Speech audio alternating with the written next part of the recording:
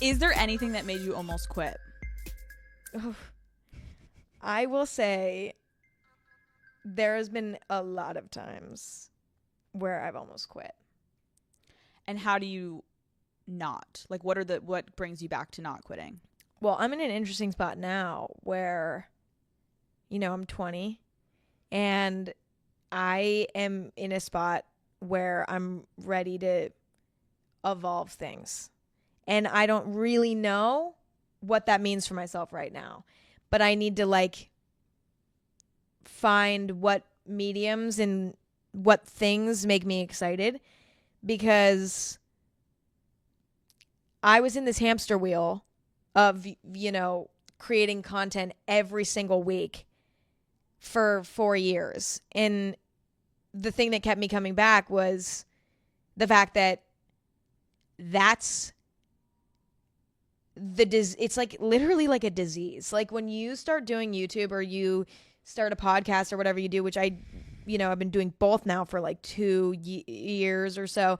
Like, you're like, if I miss a week, I'm done. People are going to fucking forget. People won't care. And you like guilt trip yourself into pushing through even the roughest moments, because I burped. Because there's this stigma that like the second you take a break, you're out. But I'm done with that. I've taken a break for the past few months. I'm like, sorry, I'm done. Or 2 months or so, not that long, but I was like, I'm burnt out, so I'm going to take a fucking break. When we talk about going through this hamster wheel process, it's so hard to explain like a tangible feeling that it is. And like I talk about it in therapy all the time. Like I started this podcast kind of like when you started YouTube, and you didn't have anything in mind of like a start or end date. It was like, I'm just going to start this. And then all of a sudden you wake up and you're like, I've been doing this for years. Yeah. And like, who am I without my podcast? Yeah. Who are you without YouTube? Who is Emma Chamberlain? And it's like, there's no light at the end of the tunnel. And it's also not like the type of thing that you can ever stop thinking about. I've been thinking about YouTube for 4 years straight. There's not been a day or an hour that has gone by where something about it has not come into my head. And whether it's like, how do I want to evolve my videos? What am I going to film next? Like, what are people going to think of that video? Was that video shit? Like, same thing with my podcast. Was this episode, did I rant too much? Yeah. Did this episode, was this episode fucking annoying? Like, was I repeating myself too much? It's like, there's no end date. There's no room for a real break. There is, but you don't want to let yourself believe that, right? And there's no room for mistakes. There's no room for mistakes. There's no room. It just feels like, your boss is humanity in a way. Like your boss is literally just like public opinion, it feels like. And that's fucking weird. And it's so out of your control because the court of public opinion evolves. It ebbs. It flows. It's not like you're reporting to one person and like being like, here's my work for the week.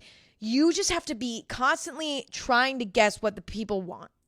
And when you're living by that, it's like, what formula are you to follow? There's no formula to follow. It's like uncharted territory.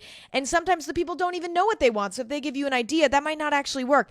Sometimes you have to predict what people want. And it's just this whole mind fuck. And listen, I'm not complaining about it because in every job, in every, profession in life, like there are elements of it that are just a nightmare. And I think just with this, it's like everything could just go away so quickly. And I think the way that I've found peace in it is I'm like, okay, if it does, then it does. And I'll just get pregnant and have a baby. This is Emma's pregnancy announcement right now. You guys, I'm pregnant. No, no.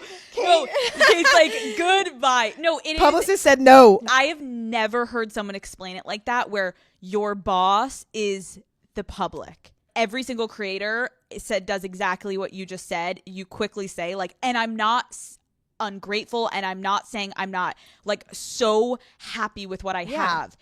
That's not it. But in everyone's life, you have your struggles and you have your adversity that comes. Totally. And when you have millions of people every single day having not only an opinion on you, but sort of a hold over whether you have a career or not. Right. It is a lot to fucking handle as a young adult. Well, the thing is too about it is that as humans, you know, we're not supposed to, I mean, this is just an issue with social media in general, but you're just not supposed to be exposed to that many opinions, that many people's successes, that many people's vacations, that many people's hot takes, you know, on like when they're, you know, you're just like not supposed to experience that many people's lives, right? We're programmed biologically to only have to compare ourselves and listen to like a handful of people, right? I've watched a video about this. Like, I'm not a fucking scientist, but like I did watch a video about this. Yeah. I'm citing my sources. Long story short, like you're just not supposed to hear from that many people. It's not like something that we're evolved to be able to comprehend. Mm-hmm. So it makes sense that, you know, for us, for example, like reading comments all the time from hundreds of different people, sometimes thousands, sometimes millions, that's just not a normal experience. And so when our brains react in weird ways, it's like, what else did we expect? This is a weird situation and is not natural. Yeah. And I hate when people say like, then just don't do it. Yeah. I understand what you're saying, but I do love it. Totally. It's my passion. Mm-hmm. So then you have to, basically, I think what we're both saying is like, there is no book that gives you, here's a guideline. Right. There is no one that can tell you like, this is exactly how you act the minute you get this many followers, then this is going to happen. And then you talk to this therapist because they'll know how to like, there's just no formula. Yeah. And so it's weird. You eventually moved to LA. Yes. How did the change of scenery affect your videos and your life? Should I go pee before I do this one? Yeah. Okay, wait, let me pee. Go in the... Sorry, daddy gang. I'm pissing now. No, I'm kidding. You don't want us to listen to you pee. Oh my God. Go down all the way down the hall. Okay. Anyways, Emma's back. How was your pee break? Hello. Check. Pee break was poppin'. It was poppin'. I hope there was toilet paper in there. I don't like live We could here, literally talk for 6 hours. Oh wait, is this just like the podcast house? This is the dad pad. No way. Yeah. It's kind of nice to like not be in your own house. I used to do it from my bed all the time because where do you podcast? From my bed. Yeah. And like there's pros to that, but I started to feel like I could never turn it off. So I just... Yes. I've been having that struggle recently. Because if that microphone is sitting on your bed or near it, you just keep being like, should I start podcasting? I'm like, I could record right now. And it will be like almost midnight. And I'm like, oh, I have a thought. And I'm like, no, I need to like set boundaries. Thank you. Absolutely. Okay. So I asked you, how did the change of scenery to LA affect your video and your life? Well, I think a lot of people who were following me at the time, when they found out I was moving to LA, were like, there she goes. You know what I mean? Like, there goes the girl that we fell in love with. She's about to die. You know what I mean? Like, she's not going to be here anymore. And I think to a certain extent that was a valid concern. And I think, well, okay, here's the thing.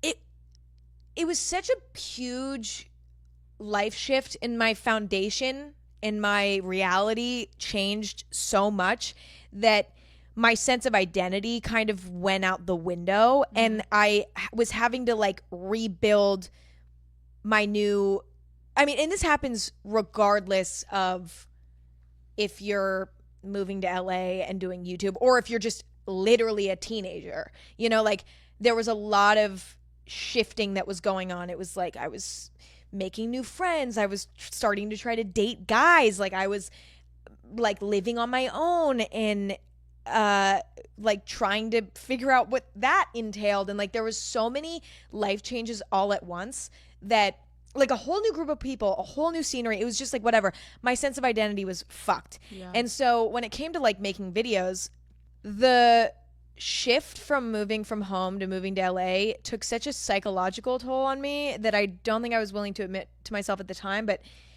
it was so exhausting to, you know, find your footing in a new place, especially LA, that like I was very drained just from life itself. And so when it came time to like make YouTube videos, I was like, I am so fucking tired just from like existing here right now that I think my content at certain times throughout the first year and a half, 2 years of being in LA, like my content had moments of suffering because there were just moments when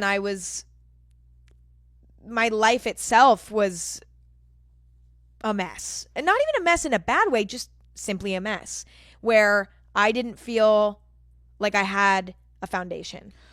Can you explain, in your opinion, like the good and the bad, evil parts of LA when you're talking about your experience? I think the good is that there are so many people here that are in a similar industry to me and to you. Being here is nice because there's a lot of people around that can relate because it's a very unique situation and it's comfortable to be around people that are in the same industry as you. But well, also another good thing about LA is that, you know, there's a lot more opportunities here and it's a lot easier. Like if you have to do a shoot for something or if you have to do an interview for something, you know, everybody's in the same area. So it's just a lot more convenient to get a lot more done because everything's here. It's either here or New York. And usually it's here, actually. A lot of people from New York fly here to do stuff. And so living here is very easy to get the most done. And I can't take that away from LA. Also, LA, you know, it's like the weather's nice and like, you know, you're close to the beach. Like there's great things about LA, but I will say that there is a lot of toxic stuff about it. Number one being that you can't walk anywhere. That makes me really upset. Number two, that's like the stupidest thing to complain about, but it sucks. It is, yeah.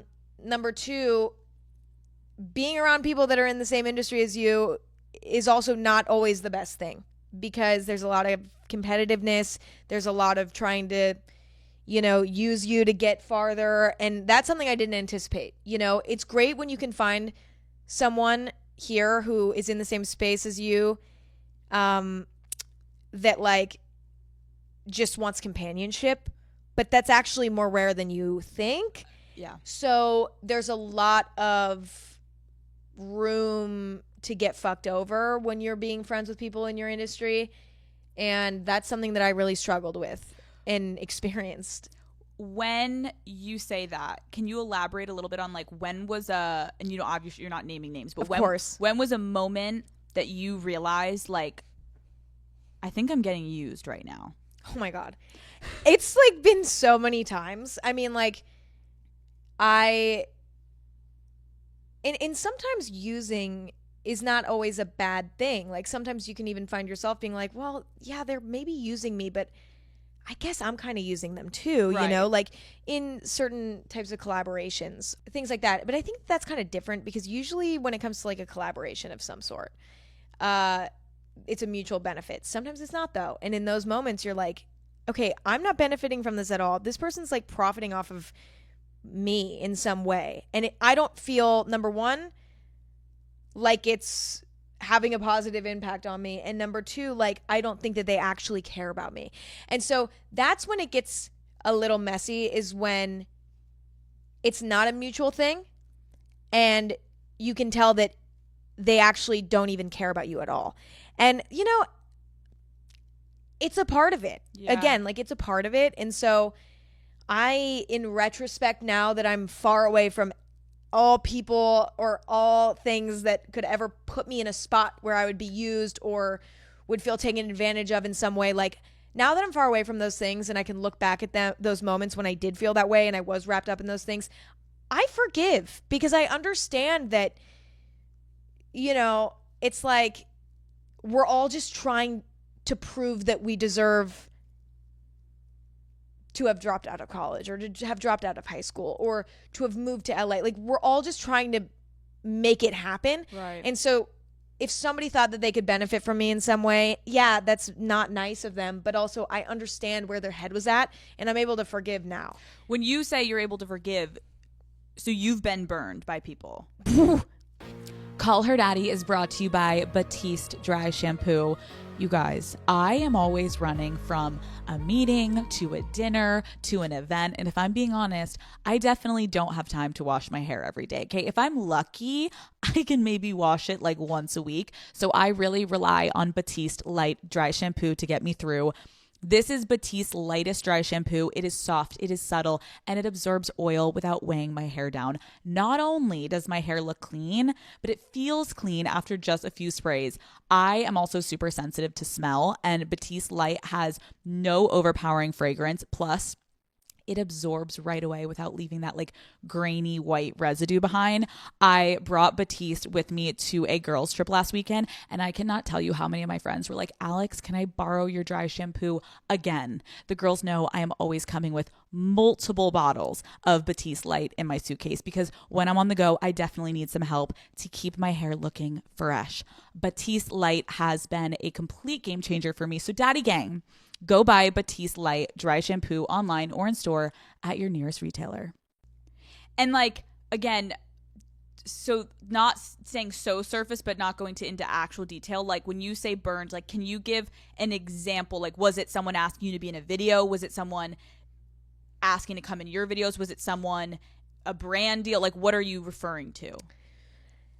There was like a few instances where, you know, people would want me to appear in their videos, for example, and you know, I would be like, I can't today because like I need to be working and I need to like I have to be and they'd be like, and you know, maybe because they were more successful than me in some ways or whatever, when they would be like, you have to, I would be like, okay, you know. And so I was young and very yes man when I first moved to LA. So if somebody, and these like YouTubers who are maybe more established, I think that they knew that they could kind of push me around a little bit, not only on camera but off as well, just by, you know, like they just knew that I was really also still kind of a fan of everyone. I think they could sense that as well.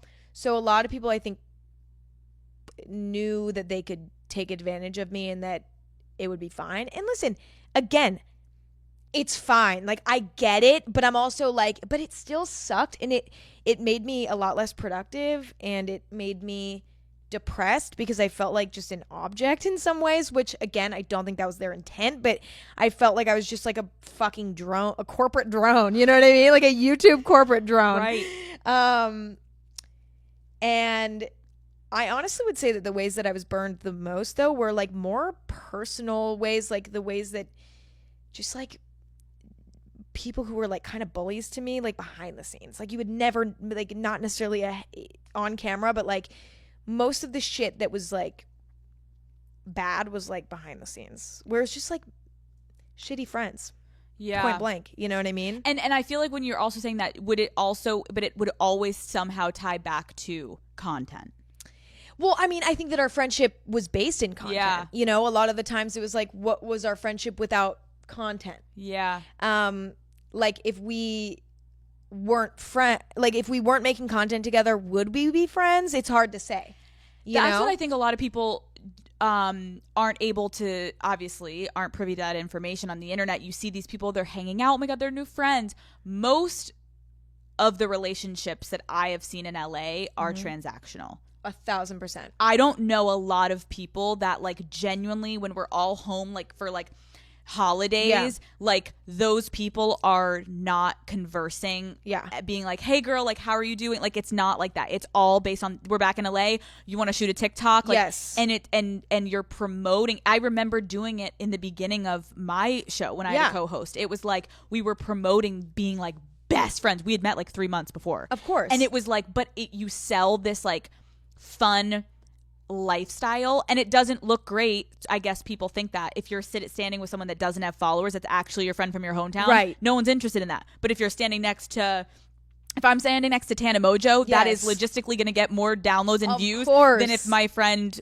Jackie from home is going to be next to me. Like, who the fuck is that bitch? Yeah. So there is like an incentive to create these dynamics, but it's really dark. Well, it's interesting because actually some of the friendships were like quite close friendships where we were talking a lot. Some of them not. But like some of them genuinely were close like that. But the question still remains, would we be friends if we weren't making content together when we were together? Right. And it's like, that's kind of where it gets foggy, right? Because it's like, we were really close, but if we weren't making content together, like, would we be hanging out? Would we even care to check in on one another? You know what I mean? Where was the intent? When did those type of dynamics, when did you wake up and they stop? It happened like one by one, I would say. Like, I would have kind of realization about just, and it wasn't like anything. Some of them, there was like moments where it was like a blow up, where it was just like, fuck you, you know, like, this is just like not, like, you are using me, I can tell, fuck you. But then other moments, it was like, it was more just like a drift away, where I was like, you know what, how is our friendship off camera? And if the friendship was like not good, then I was like, you know what, I'm just gonna back away. And I've always been somebody where I'm like, I don't feel much sadness if a friendship's not like positive. I will be the first one to fucking cut it off. And just because, what's the point? You know, even if we're profiting off of our friendship, even if we're not, even if it's a private friendship, both, I will like walk away with no remorse if I feel like it's right. And so I kept that principle for all friendships, you know, throughout my teen years. Have you ever stayed in a friendship longer for fear of the public perception and the fallout? Yes. Like, I've definitely struggled to cut off public friendships a lot more. Public friendships have always been harder to kind of back away from, even if it was like what needed to happen for all parties, you know, like, it's definitely harder because you're like, God, like, you know, even if this ended civilly, or even if it fucking didn't, you know, I don't want someone else, the other party, to get in trouble by the court of public opinion for our friendship ending. Because even, let's say they did the worst shit. Let's say they were such an asshole to me. They're going to pay enough with their own conscience. Yeah. You know, I don't think it's necessary to have the world knowing about that too. What do you get anxiety about in general? Like, what are the main things that give you anxiety? I would say the main thing that gives me anxiety is is something happening where my character is portrayed incorrectly and it being believed, right? And me not feeling like I'm able to say, this is not me. Because I know, like, I don't care what anybody says, I'm not a fucking bad person. So, and I know that. And I know that because I have too much of a conscience. Like, the guilt I feel about everything. I can't do bad shit. Like, because my guilt and conscience is so strong that, like, I almost wish I had less of that, because I actually feel guilty about things that I don't need to feel guilty about. And it sucks, you know, like, but I know that I'm not a bad person. But I do sometimes fear that somebody will even spread a rumor about me that's not real. And that will become known as fact. And I know how things work on the internet, where it's like, people aren't digging into every single story that they see. So if, like, a bad story that comes out about me comes out, people see it, they're just going to take it as fact. And let's say a week later it's proven, oh, that's not true. Like, Emma didn't hit an old person in the street. Like, people are still going to remember the article that they saw where they said that I did. Yeah. And that's what freaks me out, is that, you know, I don't always feel like I'm able to defend myself, and I also don't always want to. Yeah. And I also can't go and diffuse every rumor about myself. I would be fucking, that's all I would ever do. Yeah. You know what I mean? If I went and addressed every fucking rumor or every fake blah, blah, blah, blah, blah about me, you know, that would be actually my full-time job. So, like, I can't do it. And so it's just like this process of trying to figure out, like, you know, like, I just feel so out of control of the public perception of me, because somebody could go and lie about me tomorrow. And you know what? The other thing is, I don't, like, let's say I did do something fucked up. Let's say I did push an old lady in the street. Let's say I was having a really bad day. Who knows? There's not a lot of room for having a bad day. There's not a lot of room for making a one-off mistake. And even if that's not something that reflects my character, how am I can apologize and say, this is not me, all I want. But everybody does that. And how do people even know that I'm being honest? You know, so it's like, it kind of feels like a witch hunt in a way. And I think that in some areas, like, yeah, criticism is necessary. Absolutely. But I think that sometimes, like, people love it. And so they want to feed the drama. And I don't want to be the butt of that. And listen, it's happened. You survive, but it just fucking sucks. And it sucks even more when it's not true or it's not a representation of you as a person. And people make blanket statements like, oh, we heard Emma did this one time. Emma is now evil all around. You know, there was like a rumor that I was a bully in high school. And I remember I was like, okay. And I saw like a girl from my high school made a TikTok that was fully not true. It was fully not true about like me saying some mean shit to her in class. Like made up this whole like fake story. I'm like, girl, we went to all girls school. We were like nerdy. Like nobody was bullying each other in high school.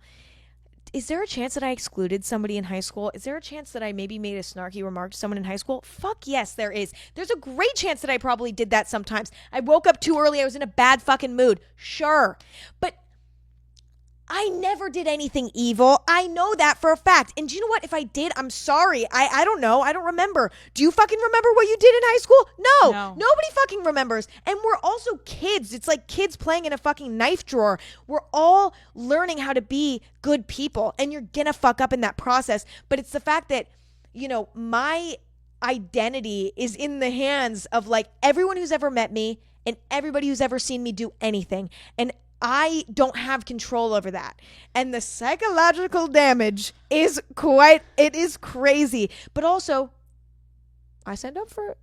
So yeah, here we are. You know what I mean? Most people listening to this podcast right now are the ones that you're referring to as your boss, my boss. Yeah. They're listening to this and they're going to make a decision. Yeah. Do we like Emma Chamberlain? Right. Does the Daddy Gang like Emma Chamberlain? And I'm sure it's okay if you guys don't. No. And I'm sure vice versa. There's going to be people that are like, why? There's people that don't like me. And they'll be like, why did Emma go on Alex's show? And it's like, people are unforgiving and ruthless on the internet. And not only that, they are excited when there's drama. Yeah. Like there have been episodes where people are like, I'm going to cancel you for having that person on your show. Yeah. But does it say more about me for having them on? Why are those episodes the most downloaded though? Of course. So that's actually you guys are listening. You course. are the ones ingesting it. You're clicking on it. I don't know. It's a scary industry a little bit to be in right now. I agree. And I think the other thing is that there's a difference between, you know, somebody doing something genuinely bad, right? And something genuinely bad and having an intent that's like, I actually like want to hurt people, you know, because that happens on the internet. You know, you see people fuck up and do things that genuinely directly harm people, and they actually had the intent of harming people, right? I never on my whole time on the internet have ever posted something with a negative intent, right? Now listen, if I do something that is perceived in a way where it's like, Emma, that's not right, and here's why, that's fine. I'm willing to like learn. I'm always open-minded, you know, and I think constructive criticism, there's nothing wrong with it. Yeah. This could have been perceived in a way that was offensive and hurtful. I totally get that. Then it's like, okay, we'll go from there, and thank you for letting me know. Let's move on. Like I didn't have that intent, but I totally understand where you're coming from. I'm so glad that, you know, you let me know. Yeah. I'm so happy to do better next time and to be more aware of how this could be perceived wrong. But it's when people are like, oh no, you're done. You're done, because even though you had no idea what you were doing, and even though it was a complete 200% accident, you're still done because you made a mistake. That is such fucking uncharted territory. How are you supposed to predict? It's like, I could fucking like put on deodorant in a video, and I feel like at this point somebody's gonna be like, you're offending people that don't want to wear deodorant. Like, no, literally. You know what I mean? It's like, I understand that, like, you have to, if somebody does something wrong, holding them accountable is fair, and in some actually places very good. I've learned so much from being on the internet. Same. And from people being like, hey, when you talk about this like this, that's not cool. And I've been like, damn, I would have never known that otherwise. Thank you. Like, Thank truly, like, I'm grateful for that. But it's when it's like people twisting shit just for funsies and not giving me room to be like, it just discourages me, and it just makes me, it makes me want to disappear. Yeah. You know? How has your brand evolved? When I first started on the internet in general, I was just kind of copying what all the girlies were doing. Mm-hmm. You know, I was like, okay, I'll talk about makeup and clothes and things like that. And then that wasn't really lighting my soul on fire. So then I was like, I'm going to start vlogging. And I just started vlogging. And then I vlogged for years. I mean, I was like, you know, just like filming random shit, like whatever I thought was like funny or interesting or random at the time, I was just filming it. And so, in some like more concept based videos too, like stuff where I was like going to Children's Place and trying to pick out a cute outfit, you know, like shit like that. Yeah. And just like having fun with whatever. I kind of I was like, my baseline theme on my channel is me. So like whatever happens, I'm just like the main theme of it, which I mean, what kind of like self-centered idiot 16-year-old do you have to be to think that that's gonna... I know, right? I'm like, damn. Like, it's about me? I'm like, it's about me? Okay, that's it. What's your channel about, babe? It's about me. Me. Tune in, bitches. Tune in. I promise you'll love it. No. Yeah. But really, that was it. And then I think within the past like year or so, I've been trying to kind of make my content a little bit more mature, because I'm more mature, you know? So like on my podcast, I've been talking about more serious topics, and on my YouTube, you know, the last few videos I made were very like more just like chill and toned down and just relaxed, and like not super based on like a gimmicky kind of concept, like just kind of just me existing and doing whatever, and like editing the videos myself in a way that I felt was like calming and more mature to watch, I would say. Because I just don't think that like I want to be making, you know, I have to evolve the things that I'm putting out, or else they'll seem ingenuine. They have to evolve with me, or else it's like not gonna work. Call Her Daddy is brought to you by eBay. This is what you do when you have high standards and fancy all the fancy things,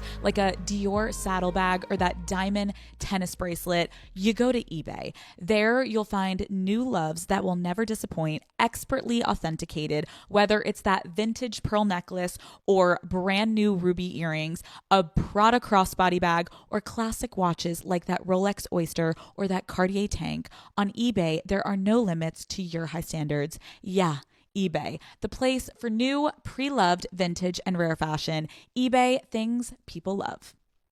You mentioned kind of having an identity crisis. You have an entire life to live. How do you see this public persona that you created basically as a child evolving into adulthood? This is something I've been thinking about a lot, because I think that the last 4 years or whatever of me being on the internet, you know, when it came to my career, I was just in autopilot. I was just like pumping shit out, and it was coming from my heart still, but it was like I was just kind of like on go mode. So I wasn't thinking about anything too deeply, and I definitely wasn't thinking about my own personal identity when no one's around and I'm by myself and I look in the mirror. Who is that? I was so focused on working 24/7 for the past 4 years that I was teetering between having no thoughts and being burnt out and just feeling like I was like dying because I just could not look at a Final Cut Pro one more fucking time, right? But then also moments of just like absolutely just busting shit out, and like it was just like back and forth teetering. That left no time for me to ever have a free moment to be like, okay, wait, who am I outside of all this? So for the past 4 years, you know, I've just been in this hamster wheel of working and working and working and working and working and, you know, kind of exploiting myself at times to just do as much as I possibly could. Especially because I started to get so many opportunities that I was excited about. I was like, well, I don't want to say no. You know what I mean? I want to do everything, but you can't do that. But I didn't know that at the time. So I was spreading myself so thin and giving myself no time to sit back and be like, okay, wait, who the fuck are you? Who the fuck are you? And within the past, I would say, honestly, especially 2 or 3 months, I've been having a lot of like psychological struggles because I'm like, I'm now having to figure out, like, refine my identity after like shoving it away for the past 4 years, ignoring it and just putting that on the back burner. It's like now I'm left being like, I don't even know what fulfills me, what excites me, what, you know, makes me feel like I have purpose outside of my work. I don't know what it is because I've not let myself go there. I didn't have the time to go there. And so that's kind of what I'm figuring out now. And, you know, I've gotten to a place where it got so dark for me, you know, even recently that I was like, well, I don't fucking care if everything goes away. I'm like, I don't care because I'm so disconnected from myself that like I need to refine that. And if when I'm ready to come back to the internet fully, and when I'm ready to like, you know, get back into the swing of things, like if people don't want to watch anymore, if people don't care anymore, I need to do what I gotta do. Yeah. It's impossible to develop your identity and be online at the same time, because developing your identity means silence. You need silence. You need alone time. You need to be intimate with people. You know, you need all of these types of things that do not align with being a fucking YouTuber or even being a podcaster at times. You know, I think podcast is like, when it comes to personal identity, it's easier, especially too, because like they can't always see you. There's something nice about, I don't know.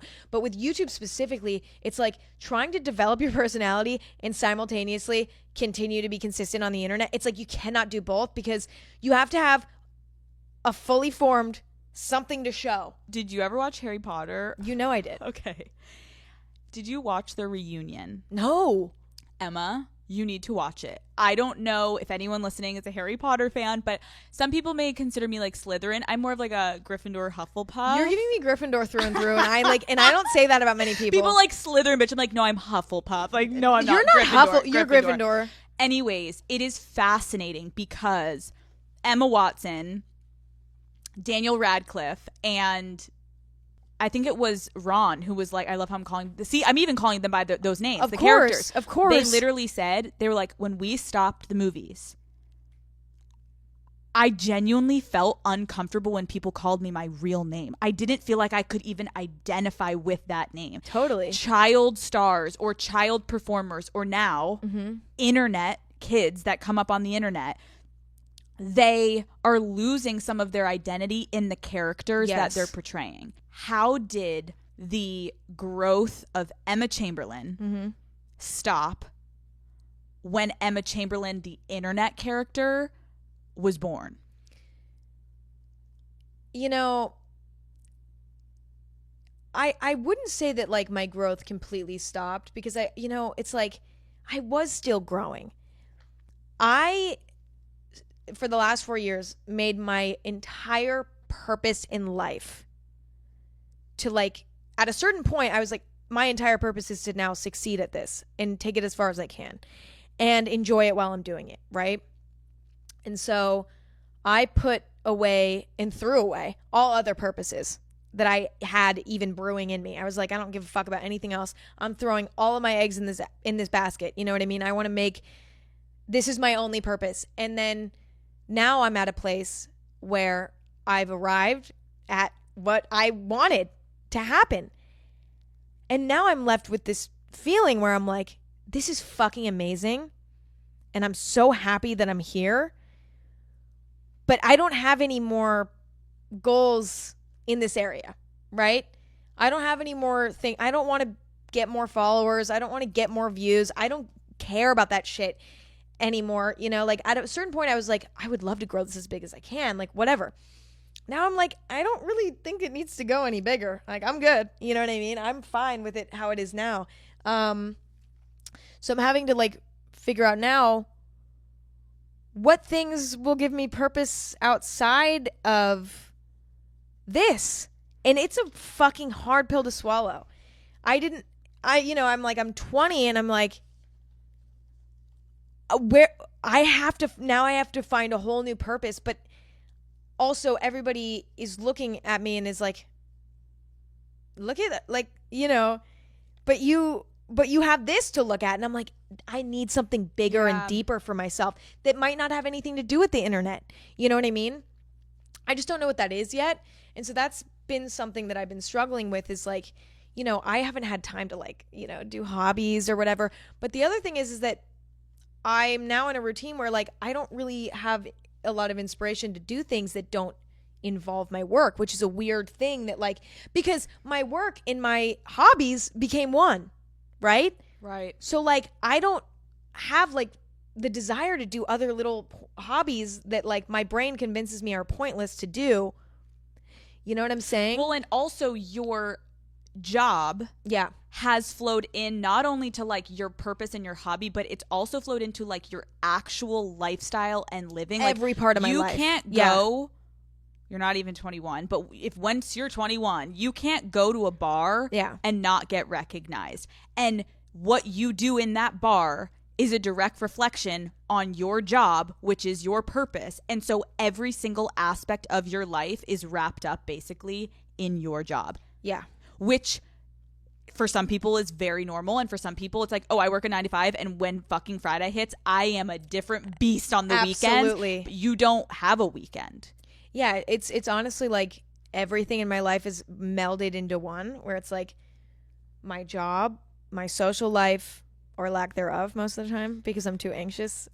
But like, every element of my life is all connected. I don't have a separation of things. And because of that, it all feels like everything could fall apart if I just pushed the wrong domino, and it could just all fucking fall down. Like, it's everything feels very fragile, which is why I'm now like, okay, I can't have all my eggs in this basket. I want to continue doing this. This is, my passion and something that I enjoy doing this stuff, right? But I have to find a life outside of it and solidify that life and like make that life something where I'm not so worried about what people think of me on the internet. I'm not so worried about, if this all went away tomorrow, because I do have this life outside of it that's so rich that it doesn't matter. Walk me through social anxiety now with this platform. I mean, of course, like I do love meeting people. I mean, I really do. And I am generally a social person, I would say. Like I don't really get social anxiety about talking to people. Like if somebody comes up, I mean, there's been moments when it's been like kind of overwhelming or something, just because it was like, I was late to something or blah, blah, blah. But I always, the actual interaction itself is always pleasant. The only thing that I'm paranoid about is people who don't maybe like me and see me in public and they are like want to film me or are like watching me and like making fun of me behind my back. Like it's the fact that I could be anywhere and somebody might recognize me and I might not actually know that they know me. If somebody comes up to me and like says, "Oh my God, like what's up?" Like that's sweet. I don't actually mind that. It's the fact that I don't know when I'm just another human being drifting through the street, or when somebody is watching me because they've seen me before. That is what makes me anxious, and that's what makes it hard, because I'm constantly feeling like I'm being surveillanced, whether I know it or not. What are you doing though, like tangibles, in order to try to find and redefine and that identity that you're looking for?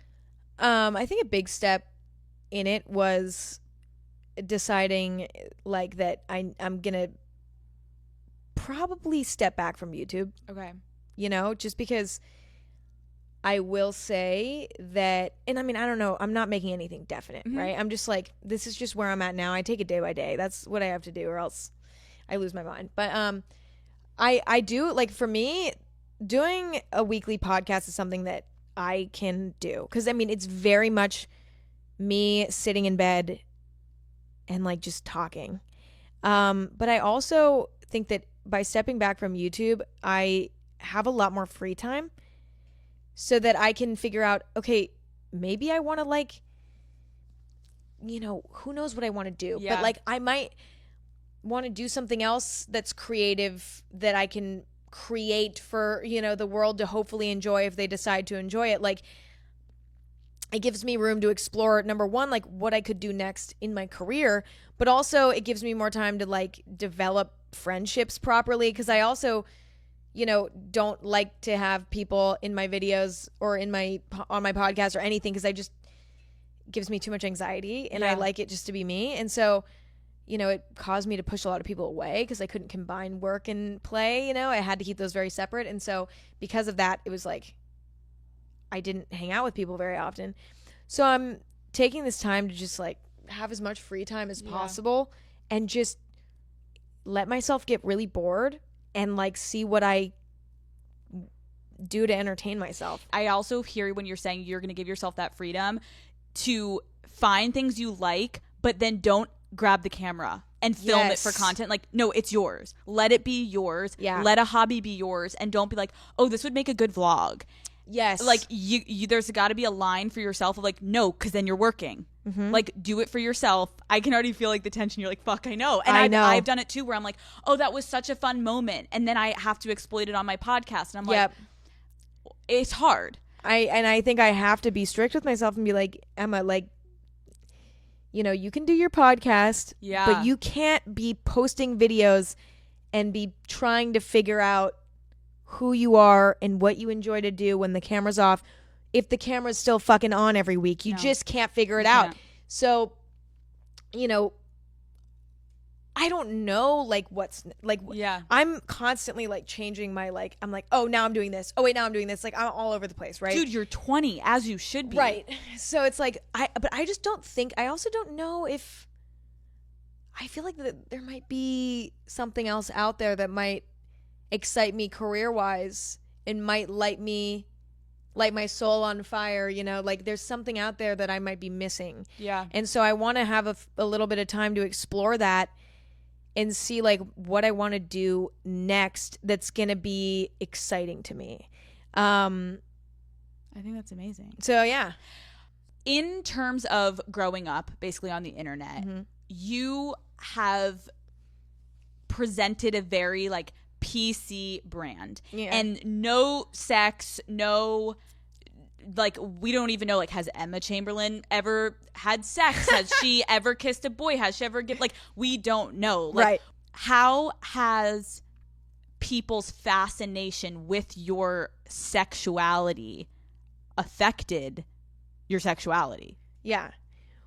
It's really interesting because I struggled with my sexual identity growing up as well, because as I mentioned earlier, like, I was just a late bloomer, and I just also wasn't like an ultra feminine girl, and I've never been like a super stereotypically feminine woman, but yet like I am a straight woman, like that's what I am. But like no one ever, like, I've always gotten like shit for that, you know, and people have, growing up too, you know, like people being like, that's not true. And I'm like, you guys, like, why? And I mean, listen, like, I don't ever want to complain. Like, sexuality is such a tough and like intimate and emotion filled subject that like I don't want to complain about people like, you know, questioning my sexuality, because I know it can be so much worse and so much more complex. So I don't want to sound like I'm complaining, but at the time I was like, you know, people, like, I remember my ex-boyfriend was like, we were dating, and like one of his friends like was like, dude, like, she doesn't actually like you. Like, I don't think she actually likes you. Like, I think she likes girls. Like, I don't think she likes you. And then he came to me and told me that, and I was like, why the fuck would you say that? Like, just why the fuck would you say that? Like, why are you assuming that, like, because that's not true. And if it was true, so fucking be it. Right. But like, why is this like, why are people speculating? Like, I'm dating it. Like, why do you think he thought that? So he actually told my ex-boyfriend why he thought this, and it was because I didn't wear makeup and I wore sweatpants a lot. So all of a sudden now I'm like not allowed to like boys. I was like, shut right. Holy fuck. I mean, seriously, like, just stupid. And I mean, I've always thought, like, I mean, I get it. We're humans. Like, we're curious about other humans. And so I don't think it's like, I don't think there's anything wrong within the privacy of your own mind to look at somebody else and be like, I wonder this, or that about their sexuality. If you do that within the safety of your own mind, totally fine. Sure.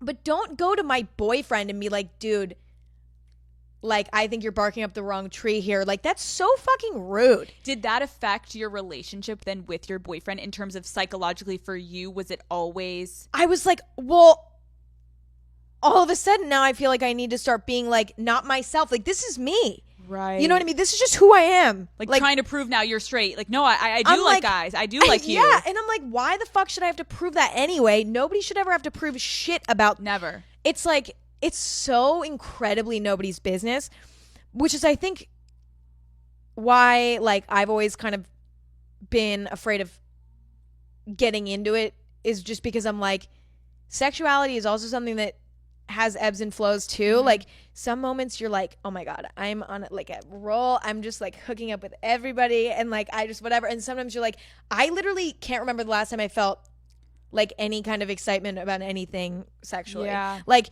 there's so many moments, things are constantly evolving there. But I also think that I'm just not somebody where, actually, let me rephrase.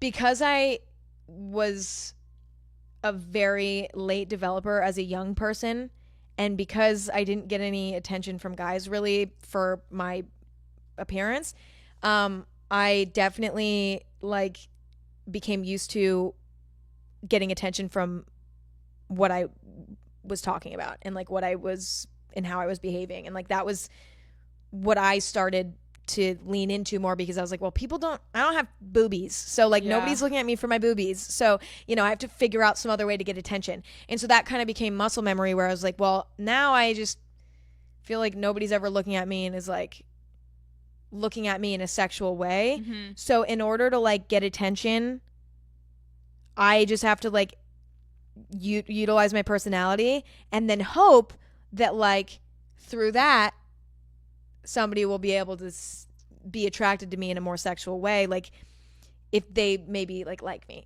personality wise. Right. So that's kind of what I became used to, but it always made me feel shitty because I was like, I just don't think guys are looking at me and are like looking at me in a sexual way ever. And that fucked with me because I was like,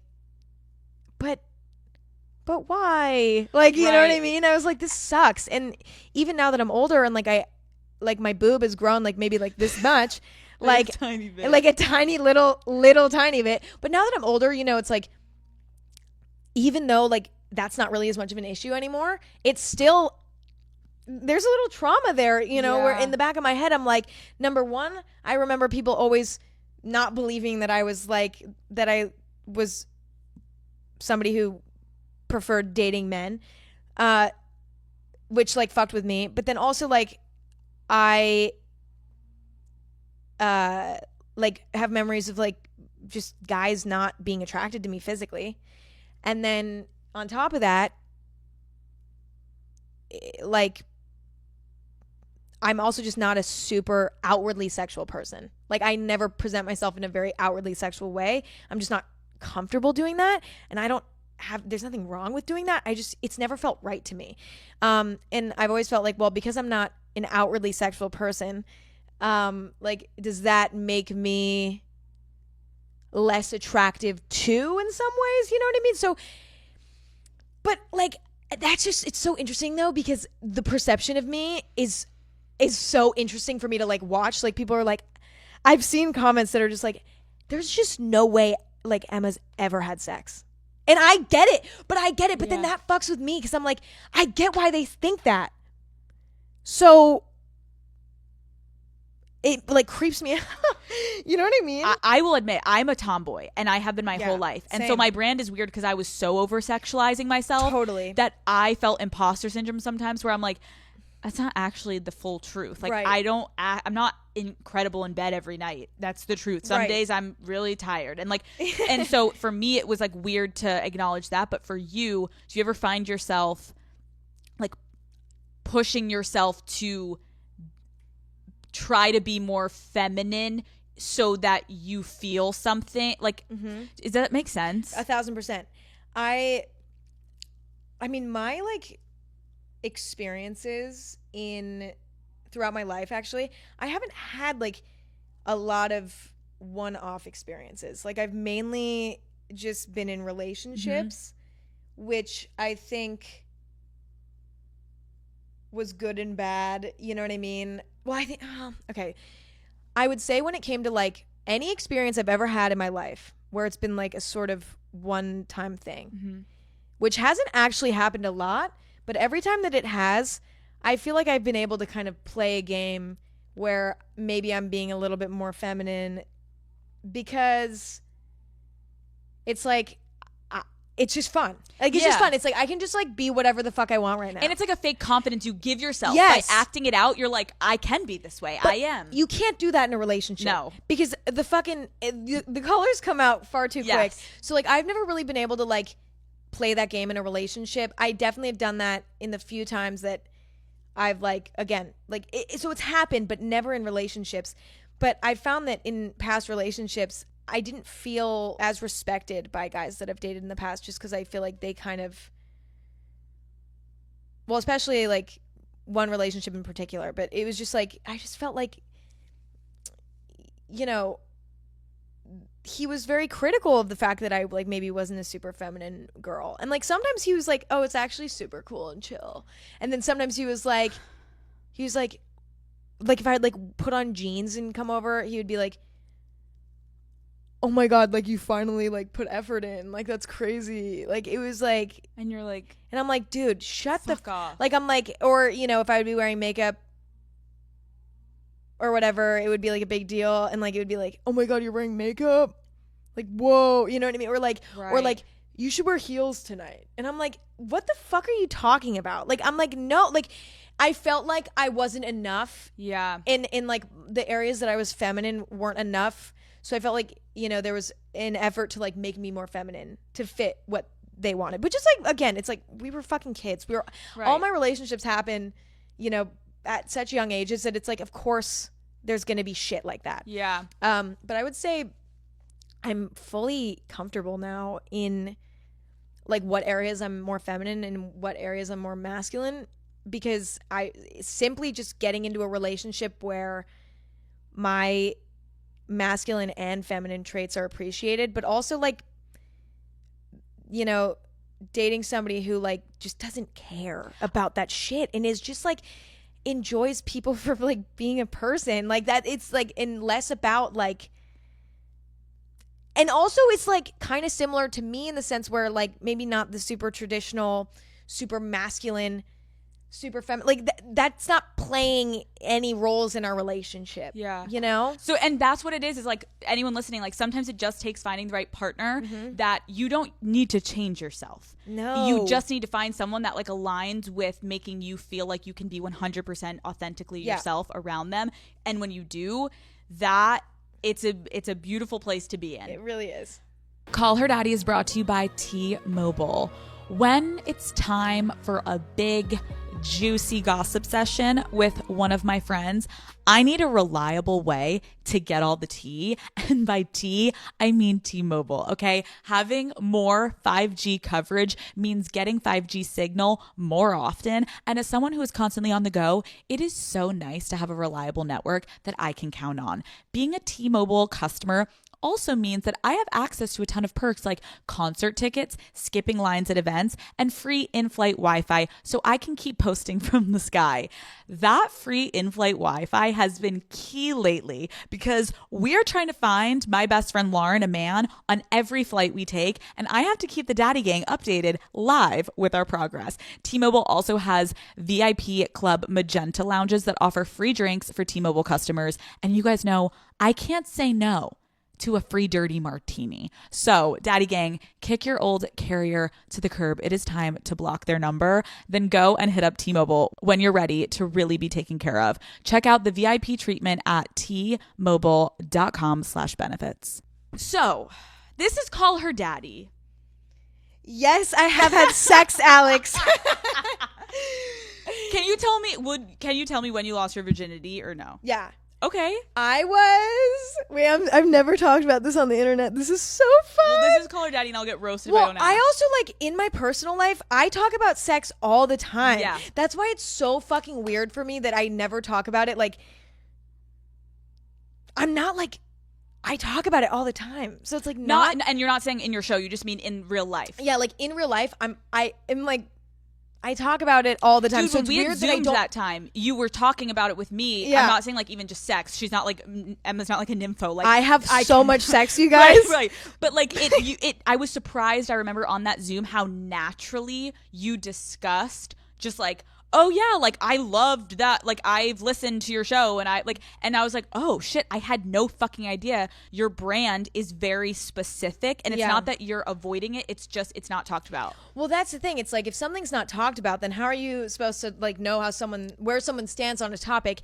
And it's interesting because I just like, it's so bizarre to like talk about it, but it's also kind of fun. Okay, because I feel like I'm old enough now. Like I'm finally old enough where I get to talk about it. It was like the Disney Channel effect. It was like when Miley Cyrus was like, I have to go to such extreme and go like dance on a pole because like everyone sees me as a baby and I need them to not see me as that. Meanwhile, she was like probably like fucking smoking weed on set of Yes, Hannah Montana. yes. Like you know what I'm saying? Yeah. Like there's so many things that like the perceptions can pigeonhole you and then it does affect your identity. And so I can feel you being like, hey guys, like I'm 20. Yeah.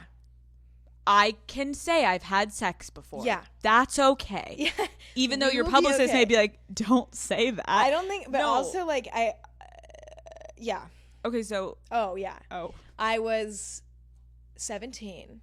Great age. It was actually a really not bad experience. Like it was with a guy that I was like seeing at the time that I was pretty comfortable with. And I mean, he was definitely like, you know, he had sex lots of times and I obviously hadn't, but he was like great. He like really like, I don't know, it was just like, it was one of the most jarring experiences for me though in my entire life, because it was one of those things where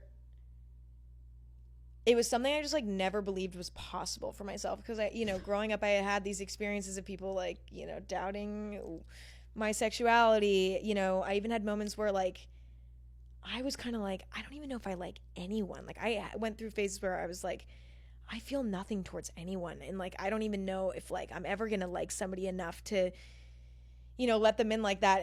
And I also was like, I don't feel like anybody wants to do this with me. You know, like nobody's ever looked at me in a sexual way before, at least to my face. So like, I don't think that this is possible. Yeah. And so when it was happening, I was like, oh, I was like, this is just like, feels like everything's like shifting in my life, you know, because I was like, damn, this is like a new chapter. And I felt I had weirdly like imposter syndrome with it, right? Because I was like, I don't feel like, I'm like, are you sure that you want to do this? I'm like, nobody's ever wanted to do this, so I don't know why you want to do this. And also I had a huge crush on this guy at the time, so like, you know, it was even more crazy for me. And in retrospect, I can look back and be like, no, like, I was being hard on myself, and I didn't need to be like that. But it hurt really bad. That's all. Dude, no one should ever be like, my first time was incredible. Like, no. It was so awful. We didn't even have sex. Right. It's like a movement, and then you're like, all right, we did it, because it's like, one, no one has you're not gonna have an orgasm. Yeah, it's not gonna fit. You're not experienced. You don't know what you're supposed to be doing. You don't know what you're supposed to be feeling. It's almost like, let me just get through this. Not in like a creepy way. It's more just like no one's going to be relaxed and chill. It doesn't get fun until you're like older. Yes. And even like then, like, there's always more to learn. Always. And really, I think the weird thing is like, as I've learned through my show, is like, it really starts with yourself. And a lot of people don't feel comfortable starting sexually with themselves until you get a little bit older. Right. Because there's like a lot of weird shame. And especially if you haven't felt this like feminine sexual energy, you're so in your head that to even like be by yourself and masturbating, you're already thinking outside of your body about how you're totally, I'm not sexual, this is weird, what am I, and you get in your head. Well, you also are like, it's so true. I mean, I've had moments like on a personal level, but also like with other people, like when I'm, you know, like where I've just been, I've gotten into my head and been like almost embarrassed, where I'm like, bitch, you are not. Stop, like, stop being like, like stop faking it, like you're on top and you're like, this doesn't feel genuine. I'm like, this is not, it feels like out of character. Yes. And it doesn't feel like it aligns with me. And like, and you that's want to why do it. I hate going on top. Because I'm like, I don't want to have to fucking think about me. No, but I think it's okay to say in terms of like sexually, it's hard, especially growing up where I will admit, like my show, as much as it probably gave women confidence, it also probably drew a big hole in people's sex lives being like, wait, I don't do that. And like, I've never, and then you get insecure. Totally. And again, porn and everything makes you feel like you've got to be this like sexual deviant. Oh, yeah. And so when you're like, again, like a position like on top, eyes are on you and you're like, okay, so I know I'm supposed to start like moaning and then like I should like throw my head back and like, but naturally right now, like I feel a little out of body imposter syndrome of like, I don't feel that yet. And it's weird. But also like if you're like, for me personally, I'm not like, I don't fucking like want it doesn't excite me to like do crazy shit necessarily. I just don't. But it's like people are very judgmental about if you're like, it's not like I'm not a sexual person. There's definitely that side of me, but I also am like not a super sexual person. And like, there are times when I'm like, it doesn't need to be this like whole crazy thing. Like, it's just, it just is what it is. And like, I don't feel like I don't want to fucking perform. I don't want to, it just, and I think that the expectation to perform might actually end up being detrimental too at times, because you're like, it's all about like figuring out what the vibe is. And like, if you're just like, well, the vibe doesn't feel like making really loud sounds right now, but I'm just going to do it anyway because I saw it in porn yesterday. And then you get into that pattern. And then you're like, when can I stop? It's like kind of like, but then it takes away from the intimacy of it. Yes. You should just disappear and like not think. Yes. And like let it happen. Yeah. And that's it. You just have to get out of your own way. I will also say, I think what you're saying is the majority and the norm, but people publicly don't admit that. I know. And so it's like, let's just say it. Like, I will admit that I like will enjoy okay, I know you're gonna hate what I was just about to say, so I'm not gonna say it. Wait, but should I say it anyways? What? And then I'll cut it out. On Call Her Daddy, I will admit that I enjoy vanilla sex. I think that's okay. Like, you're not trying to like you're not boring sex. Like, you're not trying to like swing from the. I think that's totally fine. What's wrong with like fucking like a good missionary and then like one other positionary and then go to bed? What is wrong with Nothing. it? I don't need to fucking like literally do a helicopter background fucking fuck like flip all over. I don't want to do that. I No. also like feel like I mean, listen, okay, yeah. There's moments when you can be crazy. There's moments when you can be fun. I get it. That's like once in a blue moon. In reality, it doesn't need to be like that. And I think it's also like, I'm thinking about like the sex I was having at 20. Like, I'm excited for you because it's like at 20, I was faking things and I was performing and I knew like it was all a game to me because I was like, if I do this, then he'll be obsessed with me and then blah, blah, blah. And it was all, it kind of all corresponded to like a bigger goal of mine, not just like the immediate bedroom. But I do think as you get older and again as you get to know yourself sexually, you begin to like actually find things that you like, and then it's not even about vanilla sex. It's like what works for you can start to implement in the bedroom. And it's not like you're faking it, but you have to actually find those things by yourself. Okay, let's move on. Kate's like, what gives you the ick? I'm going to do some rapid fire, and then we're done. I know this is going so long. We need to go. I know. We could really go for 6 more hours. No, I know. And I actually listen to it, but I like what you said because I think girls need to teach. I like that. I agree. Dude, I think that also like is really, it's like real, and it's not like jarring. I thought you were going to say something crazier. Then I was like, oh, that's a good answer. Emma loves anal. I'm kidding. That's the promo of it. Okay, I'm going to go rapid fire, and then we're done. I'm ready. What gives you the ick? With guys or in general? Oh, both. Okay, with guys, I get the ick when just like any kind of like cockiness and bragging and like trying to like signal that they're like successful. To me, this is not rapid fire with me. Nothing will ever be rapid fire with me. I'm so sorry. It's okay. Being cocky, and honestly, when people like just have bad taste in like clothing and fashion. I feel not that I know what insecure I'm doing. around Emma right now. Stop. With my outfit. I'm like, I'm not saying like there's like a certain like, but they're like braggy about it. So like, got it. Being cocky about like having bad taste. That's really icky to me. It makes me have the ick every time. Is that you? That's not you. You're always hot. You always Kate. look like good. You're not allowed So to play anyone this wondering game. who we're talking to, it's our mutual publicist on the right side who's been crying this entire and who's interview. also so gorgeous so gorgeous, and dresses so perfect. like the hottest. She's a full sweat outfit on with heels. Like but nobody's it's not what cooler you would than think. her. Yeah, they're like flared sweatpants. No, she genuinely is slaying, and nobody can tell me different. Anyways, okay. Have you ever been cheated on? You know, But, Emma, you're like, it can never be short. It's it like, can yes never or no? be short. Not technically, but like I've been in situations where it was maybe not right for Okay. people to be going out, and they did. Fair. You know? Have you ever cheated on someone? No. What is the longest relationship you've ever been in? A year and like 10 months. Is that the one you're in right now? I will not say. Okay, fine. Better question after that. Do you own a vibrator? Yes.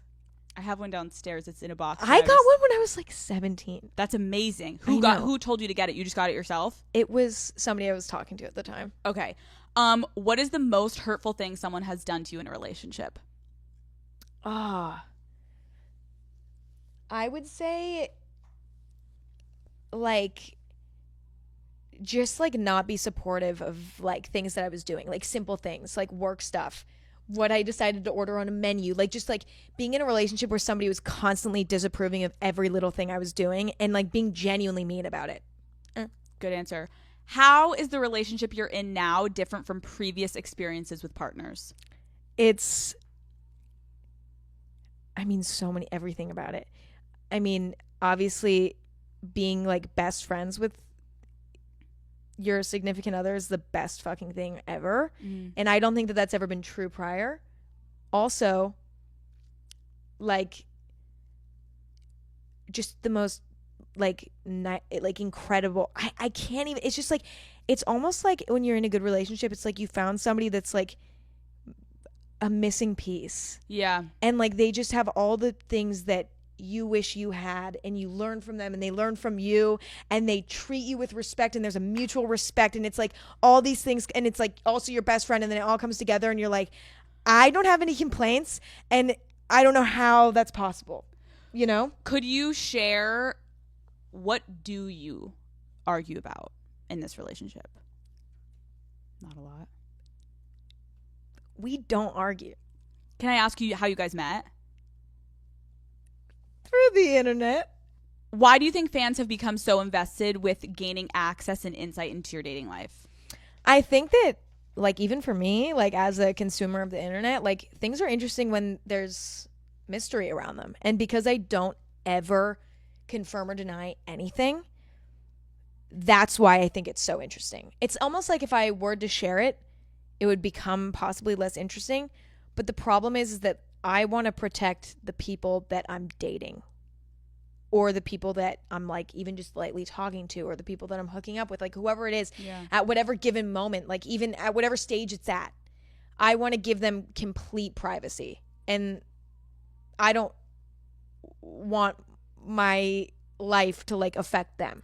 Are you frustrated when you do see, like, if like God forbid like a paparazzi thing comes out of you, like how does that make you feel?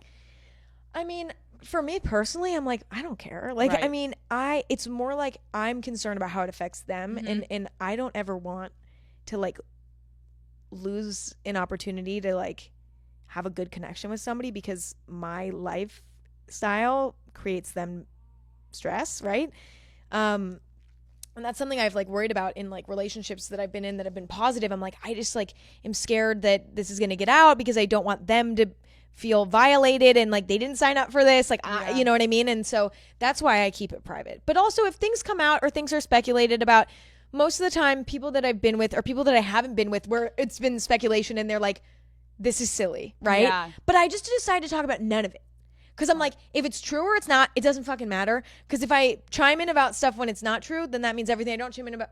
Smart. I just leave it all to the imagination. And honestly, it's kind of fun to see. It's kind of fun to see like what people assume. So, yeah. Okay, wrapping up. In 30, 40 years, what do you hope people say about Emma Chamberlain? I would hope that people would say that in one way or another, like something that I said, something that I shared made them feel inspired or made them feel comforted in some way. Like that's my main goal, is I want people to feel comfortable and heard by listening to me, but also kind of like safe in a way too. Emma Chamberlain, thank you for Alex coming on Cookie! Call Her Daddy. We did it. We finally did it! Dude, it's been a long I'm time fucking coming. sweating. I'm sweating. Dude, I am dehydrated. My legs are cramping. we're a mess. You look great. Thank I'm you. literally, well, I mean, this has just opened up a whole new That chapter was for me. 2 hours and 42 minutes. This is going to be another 2-part series. I can't, wait, we needed this though. We I did. could have kept going too. I do feel, yeah, it was like therapeutic. Yeah, we need. Great work. Thank you, Alex. Thank you for having me. That was That was so